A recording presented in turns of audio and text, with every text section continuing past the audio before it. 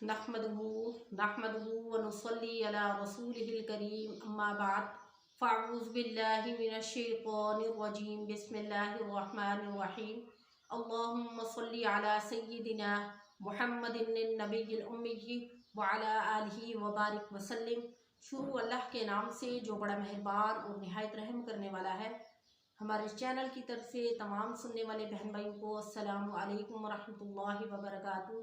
उम्मीद करते हैं कि हमारी तमाम बहन भाई खैर व आफियत से होंगे। अल्लाह रब्बुल इज़्ज़त तमाम मुसलमान बहन भाइयों की मुश्किलात और तकलीफ़ात और गम और परेशानी को इस बाबरकत महीने के सदक़े दूर फरमाए।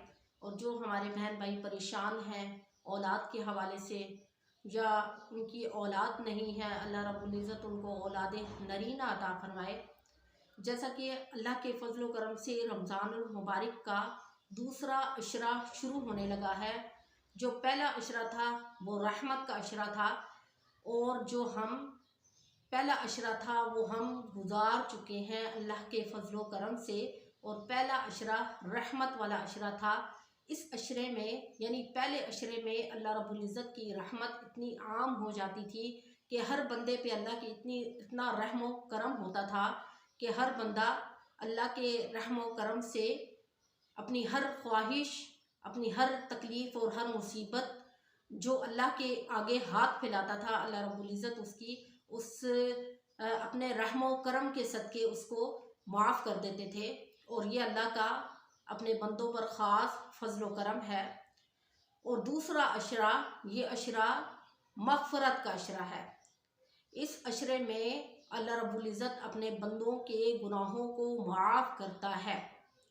अगर कोई बंदा समंदर की झाग के बराबर भी गुनाह लेकर अपने अल्लाह के हुजूर हाजिर हो, इस रमज़ानुल मुबारक के महीने में अगर वो अपने रब के सामने सच्चे दिल के साथ तौबा करे कि या अल्लाह, मैं अपने गुनाहों की सच्चे दिल के साथ आपसे माफ़ी मांगता हूँ और आप इस मग़फ़रत वाले महीने के सदक़े आप मेरे गुनाहों को माफ़ फरमा दीजिए, तो अल्लाह रब्बुल इज़्ज़त उसके गुनाह को माफ़ फरमा देता है।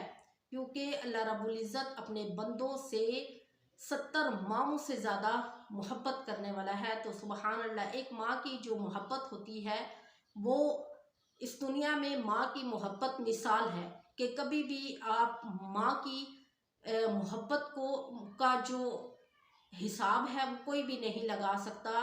माँ के अंदर की ममता जो होती है, कभी औलाद तकलीफ़ में हो तो माँ को कभी भी सुकून नहीं मिलता। तो आप सोचें कि अल्लाह रब्बुल इज़्ज़त अपने बंदे से 70 माओं से ज़्यादा मोहब्बत करने वाला है। तो वो कभी ऐसा हो सकता है कि एक बच्चा अगर वो अपनी माँ के सामने हाथ उठाए और जो है माँ उसकी किसी भी ख्वाहिश को पूरा ना करे, तो अल्लाह रब्बुल इज़्ज़त की भी मिसाल ऐसी है। अल्लाह की मिसाल अपने बंदे से मोहब्बत की इस तरह है कि अगर बंदा उसके सामने सच्चे दिल के साथ माफ़ी मांगे, अपने गुनाहों की सच्चे दिल के साथ तौबा करे कि या अल्लाह, मैं अपने गुनाहों की माफ़ी मांगता हूँ सच्चे दिल के साथ और मैं आपसे हिदायत मांगता हूँ कि अल्लाह रब्बुल इज़्ज़त कभी भी मुझे आगे गुनाह की तौफीक ना दे। लेकिन वो जब इस रमज़ानुल मुबारक के मग़फ़रत वाले महीने में अपने रब से रुजू करता है, तौबा इस्तग़फ़ार करता है, तो अल्लाह रब्बुल इज़्ज़त उसके गुनाह को माफ़ कर देते हैं। और अगर एक मिसाल है जो मैं आपको बताती हूँ, अगर दुनिया में आप कोई भी जुर्म करेंगे, कोई भी कसूर करेंगे और आप किसी दूसरे से माफ़ी मांगेंगे कि मैंने फ़लाँ गलती कर दी तो आप मुझे इस पर माफ़ कर दीजिए, मुझे सज़ा न दें। इस दुनिया का दस्तूर है कि अगर आप गुनाह करेंगे या ऐसा भी कोई भी गुनाह करेंगे तो आपको सज़ा ज़रूर मिलेगी। लेकिन अगर आपका कोई ऐसा जुर्म होगा, कोई गलती होगी, तो आप दूसरे के सामने गिड़गिड़ाएंगे, माफ़ी मांगेंगे कि आप मेरे इस कसूर को या मेरे इस जुर्म को माफ़ कर दें, तो वो माफ़ तो कर देगा। बहुत कम लोग ऐसे होते हैं जो दिल से साफ़ होके किसी को माफ़ कर दें, वरना अगर कोई माफ़ करे भी तो उसके दिल में कहीं ना कहीं वो बात बाकी रहती है और वो दूसरे को यानी जो माफ़ी मांगने वाला होता है उसको एहसान जतलाया जाता है हर जगह कि मैंने तो तुझे एहसान मेरा समझो कि मैंने तुम्हें माफ़ कर दिया है। और इस तरह उस शख्स माफ़ी मांगने वाले की हर जगह तजलील होती रहती है, कहीं ना कहीं उसको एहसान जतलाया जाता है। लेकिन सिर्फ अल्लाह की ज़ात है जिससे आप अगर तौबा इस्तग़फ़ार के ज़रिए माफ़ी मांगेंगे तो वो जो गुनाह आपने किए हैं उसकी आप अगर माफ़ी मांग लेते हैं तो अल्लाह रब्बुल इज़्ज़त फरिश्तों को हुक्म देंगे कि ये मेरा बंदा जिसने मुझसे सच्चे दिल से तौबा कर ली है, इसके गुनाह को लोहे महफूज से मिटा दीजिए।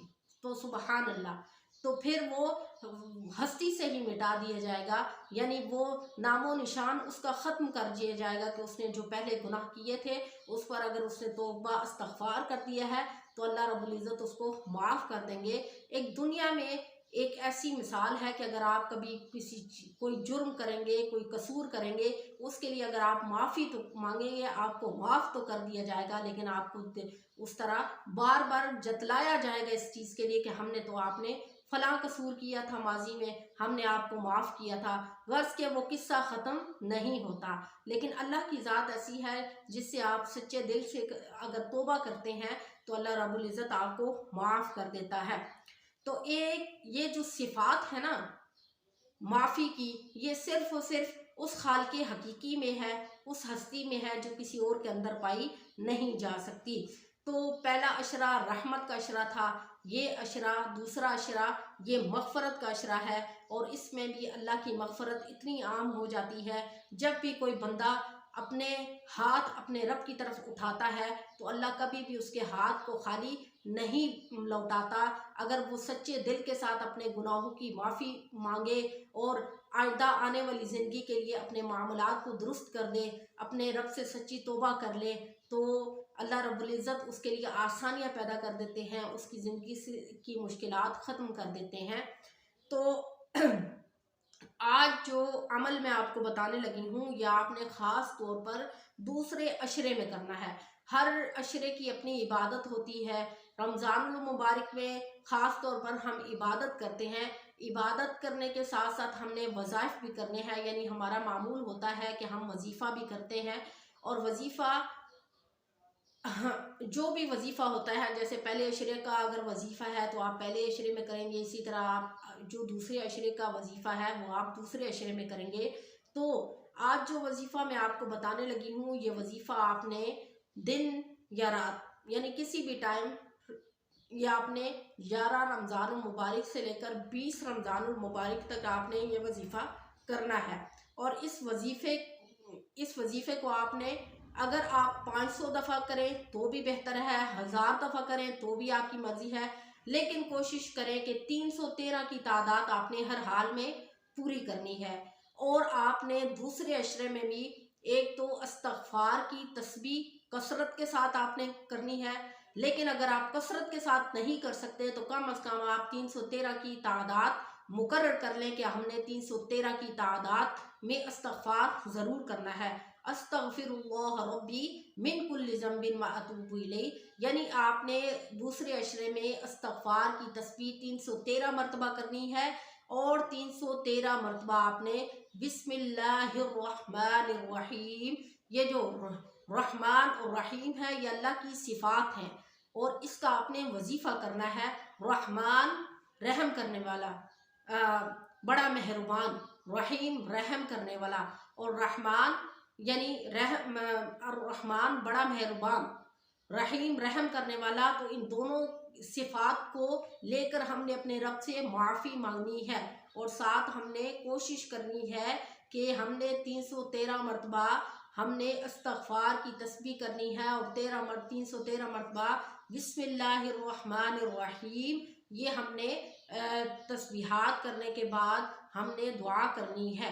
ठीक है, इन तस्बीहात को मद्देनज़र रखें। रहमान बड़ा मेहरबान और रहीम रहम करने वाला, तो हमने मेहरबान और रहम करने वाले से अपने गुनाहों पर रहम करवाना है, उससे माफ़ी मंगवानी है।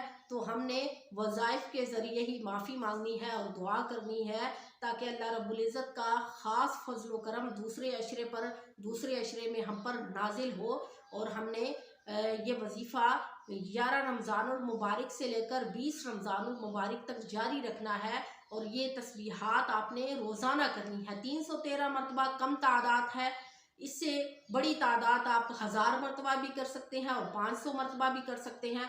आऊज़ु बिस्मिल्लाहिर्रहमानिर्रहीम अस्तगफिरुल्लाह रब्बी मिन कुल्लि ज़ंबिन व अतूबु इलैह। ये आपने तस्बीहात 313 मरतबा बिस्मिल्लाहिर्रहमानिर्रहीम और 313 मरतबा आपने अस्तगफिरुल्लाह रब्बी मिन कुल्लि ज़ंबिन व अतूबु इलैह, इसका वजीफ़ा 11 रमज़ानुल मुबारक से लेकर 20 रमज़ानुल मुबारक तक आपने ये वजीफ़ा करना है और उसके बाद दुआ करनी है। इंशाअल्लाह अल्लाह रब्बुल इज़्ज़त आपको आपके गुनाहों को माफ़ फरमा देंगे और आपकी ज़िंदगी में आसानियाँ पैदा फरमा देंगे। अल्लाह रब्बुल इज़्ज़त से दुआ है कि अल्लाह रब्बुल इज़्ज़त आपको और मुझे इस पर अमल करने की तौफ़ीक़ अता फरमाए। व आखिरु दावाना अनिल हम्दुलिल्लाहि रब्बिल आलमीन। अस्सलामु अलैकुम व रहमतुल्लाहि व बरकातुहू।